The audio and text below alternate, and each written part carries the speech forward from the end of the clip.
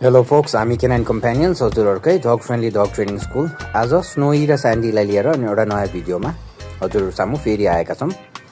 Snowy चाहिँ 6-7 years भइसकेको Japanese स्पेसको मेल हो र ऊ चाहिँ प्रिभियसली एकदमै अग्रेसिभ थियो, होइन, थाम्नै नसक्ने खालको। अनि सो ओनरले हामीलाई कन्ट्याक्ट गर्नुभयो अनि कुरा बुझ्दाखेरिमा 2जना डग रहेछ, त्यसमा नि एउटा अलिक ठुलो भइसकेको, बुढो भइसकेको, एकदम अग्रेसिभ। भनेपछि हामीलाई चाहिँ यो अलिक गाह्रो केस हो, कम्प्लिकेटेड केस हो हजुर भनेर हामीले पहिल्यै कुरा त गऱ्यौँ। तर ओनर्सहरूले होइन जसरी पनि गरिदिनु, एकदम गाह्रो भयो, घरमा हामी पनि कन्सिस्टेन्टली काम गर्छौँ, हामी पनि हाम्रो पनि एफर्ट दिन्छौँ भनेपछि हामीले पनि ल हुन्छ भनेर कन्ट्र्याक्ट लियौँ। र स्नोईलाई त हामीले हाम्रो स्कुलमै ल्याएर 2 महिना जति राख्नै पर्यो, होइन, हि वाज भेरी अग्रेसिभ। अनि 2 महिना जति राखेर ट्रेन गऱ्यौँ।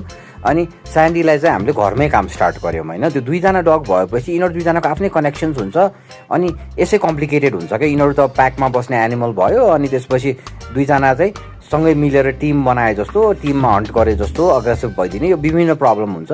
त्यसले गर्दा पहिले हामीले कमिटमेन्ट पछि मात्रै यो कन्ट्र्याक्ट लियौँ, बिकज यस्तो कन्ट्र्याक्टमा नर्मली रिजल्ट आइदिँदैन, रिजल्ट आएन भने अनि रमाइलो हुँदैन नि त, होइन, हामीलाई पनि काम गर्न। सो ओनर्सले एफर्ट दिन्छु भन्नुभएपछि हामीले कन्ट्र्याक्ट लियौँ र अराउन्ड 6 महिना हामीले अहिलेसम्ममा 6 महिना जति भइसक्यो यिनीहरूलाई काम गरेको, होइन। पहिला हाम्रो स्कुलमा ल्याएर स्नोईसँग काम गरियो अनि स्यान्डीसँग घरमै राखेर काम गरियो।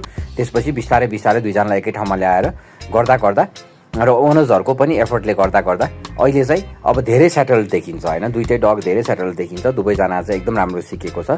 र यसमा चाहिँ हामी ट्रेनर्स राम्रो भएर होइन कि, यसमा चाहिँ ओनर्सले एफर्ट दिनै पर्छ क्या। हामी ट्रेनर्स भनेको त 1 घन्टालाई 2 घन्टालाई आउन सक्छौँ, होइन, कहिलेकाहीँ आउन सक्छौँ।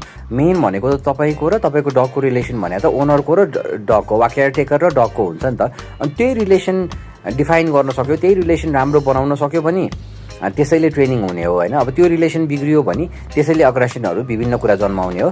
त्यसैले गर्दा हामीले त्यो अब यो बिग्रियो, यो बन्यो, यो यस्तो गर्नुहोस्, यो यस्तो नगर्नुहोस्, यो चाहिँ यो गर्दाखेरिमा यस्तो हुन्छ भनिदिने हो, होइन। तर रियल ट्रेनिङ चाहिँ हामीसँग भन्दा नि हामी नभएको बेलामा पनि हुनसक्छ।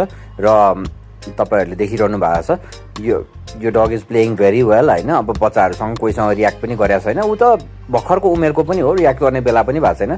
तर स्नोईले पनि, अर्को जो जापानिज स्पेस थियो, उसले पनि धेरै राम्रो गरिरहेको छ।